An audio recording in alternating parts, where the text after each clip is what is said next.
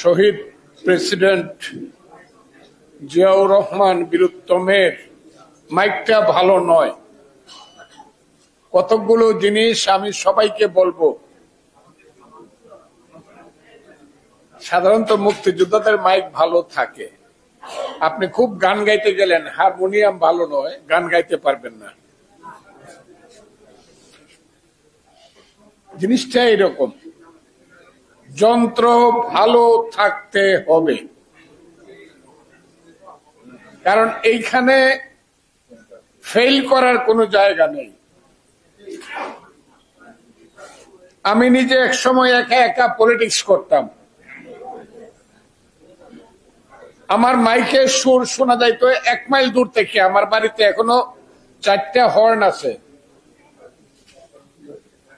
1 mile দূর থেকে সুস্পষ্ট শোনা যাইত মাইকের আওয়াজ। প্রথম কথাই হলো আমার, where is mike when you will go to the public meeting। 1, 2 হলো আমার নেতা মহাসচিব একটু আগে আমাকে শিখালেন, যদিও কথাটা আমি 40 বছর যাবত বলি, politics is not an arts, it's a science. Political science বলা হয় না পলিটিক্যাল আর্টস। সায়েন্স মানে হলো অঙ্ক করে আপনাকে জিততে হবে, যুক্তি দিয়ে জিততে হবে, গবেষণা করে জিততে হবে। যোগ্যতা ছাড়া জিততে পারবেন না। 2 এ 2 4 হয়, 2 এ 2 দুগুণে 4 হয়। আবার পলিটিক্সে 2 এ 2 22 হয়। পলিটিক্স বড় কঠিন জিনিস, আমার জীবনে অন্তত কঠিন জিনিস। আমার পলিটিক্সের বয়স একদম 59 বছরের উপরে। সব ছাড়ছি, শুধু পলিটিক্স করছি। আমি তাই আজকে বলবো আপনাদেরকে, আজকে যে ব্যক্তির জন্য কথা বলতে এসেছি, উনি দেশের জন্য যুদ্ধ করেছেন, মুক্তিযুদ্ধের ঘোষণা দিয়েছেন, ঘোষণা দিয়ে যুদ্ধ করেছেন, জয়লাভ করেছেন। একটা পর্যায়ে দেশকে পথ দেখাতে গিয়ে নিজের জীবন দিয়ে গিয়েছেন। 1981 সনের 30 মে। আমি যে কারণে কথাটি বলছি, দিনটি আমার অনেক স্মরণ আছে, সেই জায়গাতে যাব না। যদি কোনোদিন আলোচনা সভা সেই রকম হয়, শহীদ জিয়াউর রহমানের স্মরণ সভা, তখন আমি কথাটি বলবো। আমি একদিন বলেছিলাম যে শহীদ জিয়াউর রহমান যেদিন শহীদ হন চিটাগাঙ্গে, এর আগের দিন আমি সিলেটে ছিলাম শেখ হাসিনার সাথে। তখন আমি ছাত্রলীগের প্রেসিডেন্ট ছিলাম কেন্দ্রে। আমি মাদ্রাসা মাঠে বক্তৃতা করেছিলাম 29 মে। সেই ফজলুর রহমান আমি যখন শাহজালালের মাজার জিয়ারত করলাম, আব্দুস সামাদ আজাদ নামে একসময় বাংলাদেশের পররাষ্ট্রমন্ত্রী ছিলেন। উনি সন্ধ্যার পরে বললেন, ওবা ফজলু, লও তো যাই, শাহজালালের মাজার জিয়ারত না করলে জিয়ারতটা কমপ্লিট হয় না। আপনারা এটা জানেন কিনা জানি না। সিলেটে আমরা শাহপরানের মাজারে গেলাম সামাদ আজাদের সাথে, সেইখানে নামাজ পড়লাম। নামাজ পড়ার পরে সেখানের খাদেম জিগেল, ওবা সমেত মিয়া বাংলাদেশের প্রেসিডেন্ট কালাবা। এই কথাটা আমি আমার বইও লিখে যাচ্ছি। আমি অনেক কথাই বলেছি। সামাদ আজাদ সাহেব বললেন, কেন আপনি জানেন না জিয়াউর রহমান সাহেব প্রেসিডেন্ট? আমি তো দেখি না বা। 29 তারিখ সন্ধ্যা 7:30, 29 মে। আবার ঘুরে আসলো, আইসা বললো, ওবা সমেত মিয়া। ওখানে কিন্তু সামাদ সাহেবকে সমেত মিয়া ডাকতো সিলেটের মানুষ। বাংলাদেশের প্রেসিডেন্ট কালাবা। উনি আবার বললেন, আরে হুজুর, আপনাকে না বললাম জিয়াউর রহমান সাহেব? বললো, আমি তো বা দেখি না। এই কথাটা আমি চিরদিন বলবো না। সেই কারণে আমি বলি যে মহান ব্যক্তিটি সেদিন নিহত হয়েছিলেন বা শহীদ হয়েছিলেন চট্টগ্রামে, ওই ঘটনা প্রবাহের সঙ্গে আমার অনেকগুলো ঘটনা আছে। আখাউড়া কিভাবে শেখ হাসিনা ট্রেন আসলো, শেখ হাসিনা কিভাবে ট্রেন থেকে নামলেন, আমি সেই ট্রেনে ছিলাম। উনি কিভাবে নাইল্লাকেতের ভিতর দিয়ে আজকের যে মন্ত্রী পিডাব্লিউডি মিনিস্টার ওয়াদুল মুক্তাদির চৌধুরীদের বাড়িতে গেলেন, চিনাইর নামক জায়গা, ব্রাহ্মণবাড়িয়া যাদের বাড়ি তারা বুঝবেন। সব আমার ইতিহাসের মধ্যে। বিএনপিতে কথা বলা যায় না, কারণ বিএনপিতে হইল রেশন, বক্তৃতা হইল রেশন, 2 মিনিট কন 2 মিনিট কন না। আমি বলে গেলাম যেহেতু মহাসচিব আছেন, 150 মানুষ পৃথিবীতে কোন মিটিং এ বক্তৃতা করেন না। ওই পশ্চিমবঙ্গে চায় দেখেন, একা মমতা বক্তৃতা করে, লাখ লাখ মানুষ 2 ঘন্টা বক্তৃতা করে হাইটে হাইটে, কেউ বলে না আমি বক্তৃতা করব। একা অভিষেক ব্যানার্জি বক্তৃতা করে, কেউ বলে না আমি বক্তৃতা করব। একা সাইনে ঘোষ দেবাংশুরা বক্তৃতা করে, কেউ বলে না আমাদেরকে দেন ভাই। বক্তৃতা হলো ক্রিকেট খেলার 3টা অংশ। 1 is batting, another is bowling, another is fielding. Politics এর 3টা অংশ। 1 is ideology, 20%, এখন পৃথিবীতে, এক সময় ছিল 10%. Another is batting, 50%. Another is organization, 30%. আপনি মাঠে দাঁড়ায় লাখ লাখ মানুষের সামনে বক্তৃতা করে মানুষকে যদি কনভিন্স করতে না পারেন, আপনার পিছনে মানুষ ঘুরবে না, বিশেষ করে যুব শ্রেণীর ছাত্র শ্রেণী। এই ছাত্র দলের প্রেসিডেন্ট করার পরেই আমি ছাত্র দলের প্রেসিডেন্টে এক সময় পায়ে বলছি বক্তৃতা শিখো, যাতে বক্তৃতা করলে মানুষ তন্ময় হয়ে যায়। বক্তৃতা করছে বলেই বিদায় হজের ভাষণ হয়েছে, মোহাম্মদের নামে পৃথিবী হয়েছে। আমি জানি না মৌলানা সাহেব এখানে বসা আছে। এই যে 7ই মার্চের বক্তৃতা শেখ মুজিবুর রহমান না করে যদি তাজউদ্দিন সাহেব করতে হইতো না। কিন্তু সরি, আমি আজকে কথা বলতে বলতে অনেক দূর চলে গেলাম। আমি আপনাদেরকে আজকে বলি, এই দেশ এখন কি? এটা কোন দেশ? 80 টুকরা হয়ে গেছে বিদেশের মাটিতে গিয়া সকল একজন এমপি। আর সেই দেশের সেই দলের মহাসচিব বা সাধারণ সম্পাদক ওবায়দুল কাদের, সে বলে তার যোগ্যতা দেখে এবং জনপ্রিয়তা দেখে আমরা নমিনেশন দিছিলাম। আরে ডাকাত, আরে ভোট ডাকাত, দেশ ডাকাত। আজিমের মতো লোক যদি যোগ্য হয়ে থাকে আর জনপ্রিয় হয়ে থাকে, তোমরা তো ডাকাতদের একটা দল, যারা 40 টুকরা 50 টুকরা 100 টুকরা হওয়ার মতো অবস্থানে আছো। এই দেশে কিসের রাজনীতি? প্রধান সেনাপতি যিনি ছিলেন তার নামে স্যাংশন হয়ে যায়। কি রাজনীতি এদেশে? এই কয়েকদিন আগে দেখছি ডক্টর বেনজির আহমদ মুখ বাঁকা বাঁকা করিয়া করিয়া, সে নিজে আইজি কিন্তু সাদা সুন্দর শার্ট গায়ে দিয়ে কথা বলছে, মনে হয়েছে উনি যেন পিসা। হ্যাঁ, এই দেশ থাকবে কেন? শেখ হাসিনা সরকারের পদত্যাগ করা উচিত যদি তাদের লজ্জা থাকে। গণতন্ত্রের প্রতি যদি তাদের কোন ধরনের সম্মান করতে। এই শেখ হাসিনা প্রধানমন্ত্রী, তার আমলের 5 বছরের আইজির নামে 5 বছর বা 3 বছর আইজি, এর আগে ছিল র্যাবের চিফ, তার নামে যদি এই হয়, তাহলে শেখ হাসিনা একজন দুর্নীতিবাজকে প্রমোশন দিয়েছিল, সেই কারণে তার পদত্যাগ করা উচিত। শেখ হাসিনা একজন অত্যাচারীকে প্রমোশন দিয়েছিল, সেই কারণে পদত্যাগ করা উচিত।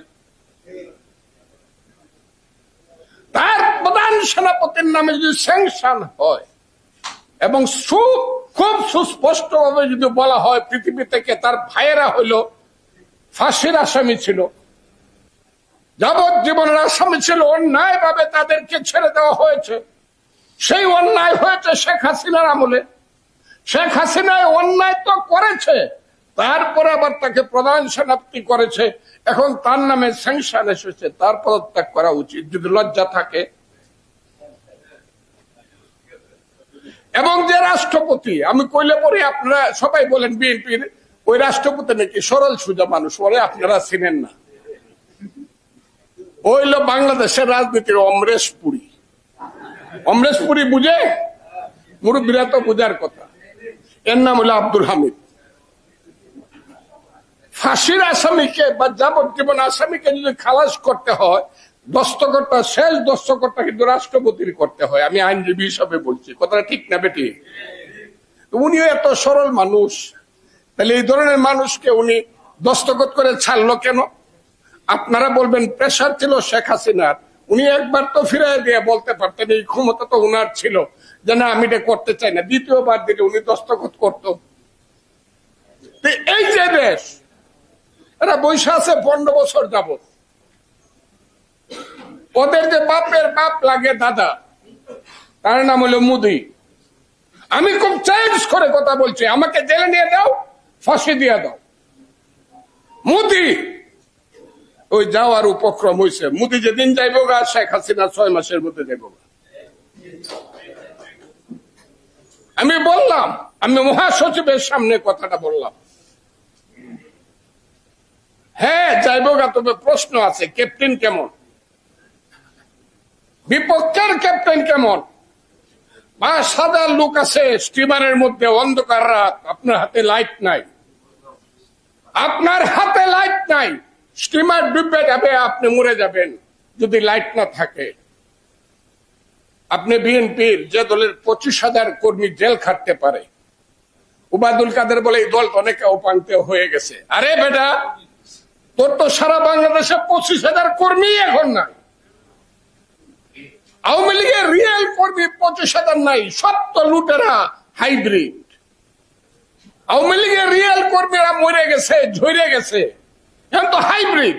বিএনপির 25,000 কর্মী জেল খাটতে পারে, 5 লক্ষ কর্মী মামলা খায়া ঘুরতে পারে, 50 লক্ষ কর্মী দিনে রাতে না ঘুমায়া শুধু বলতে পারে খালেদা জিয়ার মুক্তি চাই, গণতন্ত্র চাই, তত্ত্বাবধায়ক সরকার চাই। এর নাম হলো বিএনপি। পৃথিবীতে এখন আর গণতান্ত্রিক দলের মধ্যে এত কষ্ট সহ্যকারী দল আর নাই পৃথিবীতে বন্ধু। সেই দলকে উবায়দুল কাদের বলে অপাঙ্ক্তেও হয়ে গেছে। আরে অপাঙ্ক্তেও হয়ে গেছে, হ্যাঁ। আরেকটা আছে পররাষ্ট্রমন্ত্রীর নাম হাসিন আলী না হুসেন আলী। আইলরে ভাই কলির কাল, ছাগলের সাথে বাঘের গাল। এরা হলো বাংলাদেশের পররাষ্ট্রমন্ত্রী। পররাষ্ট্রমন্ত্রীর ব্যাগ বুঝাবো আর যোগ্যতা, কূটনৈতিক যোগ্যতা এইসব লোকের নাই। এ কয় কি, আরে আরে এই ইন্ডিয়ারে কোন কথা কন যেত না কেন? ওই যে একটা লোক গিয়া মরছে যে 80 টুকরা হয়েছে, ইন্ডিয়ারে দোষ দিয়েন না, কারণ ইন্ডিয়া কি লাগে, আমার বাপের বাপ দাদা লাগে। হ্যাঁ, আমার এমপি কলকাতায় গিয়া মরবে আর আমি বলতে পারবো না যে কলকাতাতে মানুষের কোন সিকিউরিটি নাই। এই কথাটা বললেও আমি পাপী হয়ে যাব ইন্ডিয়ার কাছে। এ হলো আওয়ামী লীগ, এ হলো বর্তমান সরকার। আপনারা যুদ্ধটা কোথায় করবেন? আপনারা যারা বসে আছেন, মুক্তিযোদ্ধা বলেন, কেন মুক্তিযোদ্ধা বলেন? আপনার তো মুক্তিযোদ্ধা বলার কথা, আপনার তো বলার কথা স্বাধীনতা যুদ্ধ। যাই হোক, সেই প্রশ্নে আমি শেষ করতেছি কথাগুলো। আপনি যখন মুক্তিযুদ্ধ করেন আপনার বয়স কত ছিল? 16, 17, 18, 19, 20, 21, 22। সালাম ভাই বোধহয় ফার্স্ট ইয়ার বা সেকেন্ড ইয়ারে পড়ে। আমি 23 বছর বয়স, আমি এম এ ফাইনাল ইয়ারে পড়ি ঢাকা বিশ্ববিদ্যালয়ে। 24, 25, 30-এর উপরে তো কেউ অস্ত্র ধরে যুদ্ধ করে না, খুব কম। শুধু কমান্ডাররা, শহীদ প্রেসিডেন্ট জিয়া রহমান মতো কমান্ডাররা, তাদের বয়স একটু বেশি ছিল, তাও এত বেশি না, 40-এর উপরে না কারো বয়স। অস্ত্র ধরবে কে? এখন যৌবন যার, যুদ্ধে যাবার তার শ্রেষ্ঠ সময়। আমার কান্না আসে, আপনারা বুঝবেন না। কোথায় গেল যুব শক্তি?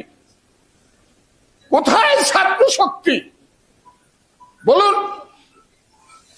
এখন রাজপথে গিয়ে যুদ্ধ করতে হবে 80 বছরের মির্জা ফখরুল ইসলামকে, আর এই যে যুদ্ধ করে কমান্ডার ছিল সালামদেরকে, ফজলুর রহমানদেরকে। কোথায় যুদ্ধ গেল? আমরা কেন যুদ্ধ তৈরি করতে পারি না, অথবা তৈরি করলেও সঠিক কেন থাকে না? এই ব্যর্থতা যেমন তাদের আছে, আমাদের আছে। এই দেশটা কি আমরা চাই না স্বাধীন থাকুক? চাই কিনা আমরা বলেন? নাকি আমরা চাই এই দেশটা আমার পাশের দেশের প্রধানত থাকুক, যেখানে আমার মায়েরা বোনেরা আবার কেঁদে কেঁদে বলবে ছেলে ঘুমালো, পাড়া জোরালো, বোর গেল দেশে, বুলবুলিতে ধান খেয়েছে, খাজনা দিব কিসে? ধান ফোরালো, পান ফোরালো, খাজনার উপায় কি? আর কটা দিন সবুর করো, রসুন বুনেছি। আমার মায়েরা বোনেরা এই ওটা বলুক, সরা বলুক, এটা আপনারা চান? যদি না চান তাহলে শহীদ জিয়া আবার সৃষ্টি করতে হবে। শহীদ জিয়ার মতো লোক আমি তাকে 25শে মার্চেও চিনতাম না, আমি ফজলুর রহমান, কিন্তু সারা পৃথিবী তাকে 26শে মার্চে চিনে ফেললো, 27শে মার্চে চিনে ফেললো। সেই লোক সৃষ্টি করতে হবে। খালি যুদ্ধ যুদ্ধ যুদ্ধ করলে হবে না। আমি যখন শেষ ট্রেনিং করে বাংলাদেশে ঢুকি, তখন আমার জেনারেলের নাম ছিল জেনারেল মালহোত্রা। আমি কথাটা শেষ করে আনছি। জেনারেল মালহোত্রা আমাদের কয়েকজনকে দাঁড় করাইলো 10th কোর্স, আমি হইলাম 5th কোর্সের কমান্ডার। আমাকে বললো, you mister Rahman, first you mind it, it is not a conventional war, it is an ideological war. This is not the arms that fights, but the man behind the arms, an ideology behind the man that fights. অস্ত্র যুদ্ধ করে না, অস্ত্রের পিছনে একটা মানুষ থাকে, মানুষের পিছনের আদর্শটা যুদ্ধ করে। আর বলেছিল, this is an war field, no question of mercy. If you do not kill your enemy, enemy will kill you. আমি আজকের প্রেক্ষাপটে বলছি, যুদ্ধ করে যদি আপনি পরাজিত হন, চিরদিনের জন্য আপনি পরাজিত হবেন। যতই কথা বলেন, বিএনপির লাখ লাখ কর্মীর জীবন যৌবন বিতা যাবে। আর জয়ী যদি হতে হন, তাহলে দুইটা জিনিস লাগবে। এই কথাটাই আমার শেষ কথা। জনাব মহাসচিব সাহেব, দয়া করে আমার অনুরোধটা শুনেন, দেখেন। One, people is power. What is power? People is power. What is light? Leader is light. People আমাদের একদম কোটি কোটি লোক আছে, 85% জন লোক বিএনপি কে, শহীদ জিয়াকে, খালেদা জিয়াকে, তারেক রহমানকে সমর্থন করে। কিন্তু লাইটটা কোথায় আমাদের? আমি শেষ করে ফেলছি। লাইটটা হলো আমাদের শেখ হাসিনা চুরি করে হোক, জোর করে হোক, আমাদের লাইটটাকে ভাঙ্গা দিছে অথবা বন্দি করে রাখছে। আমাদের প্রধান লাইট দেশনেত্রী বেগম খালেদা জিয়া। আর সেকেন্ড লাইট যিনি আছেন, ভারপ্রাপ্ত সভাপতি, অনেক দূর থেকে যে লাইটটা আসে, অনেক দূর থেকে যে লাইটটা আসে, সেটা সবাই বুঝতে পারে না। আমি জানি আমি ভুলের শিকার হব কিনা। কাজে রিয়েল লাইট, সবে মিলে একটা লাইটের সৃষ্টি করতে হবে, যে লাইটে অন্ধকারে মানুষ পথ দেখবে। আমি জানি শেখ হাসিনারা চলে যাবে, ভাদ্র মাসের কুকুরদেরকে যেমন মানুষ তাড়া করে, শেখ হাসিনা সরকারকে 18 কোটি মানুষ একদিন তাড়া করবে। বঙ্গোপসাগরে গিয়ে তাদের জান বাঁচবে না বন্ধুরা, সেটা জানি। কিন্তু সেটাকে ত্বরান্বিত করতে হলে আমাদেরও যোগ্যতার দরকার, আমাদের ত্যাগের দরকার, আমাদের আইকিউর দরকার, আমাদের সাহসিকতার দরকার। এবং সেই সাহসিকতার নাম হলো, অসত্যের কাছে কবুনত নাই হবে শির, ভয়ে কাঁপে কাপুরুষ, লড়ে যায় বীর। খোদা হাফেজ, আসসালামু আলাইকুম।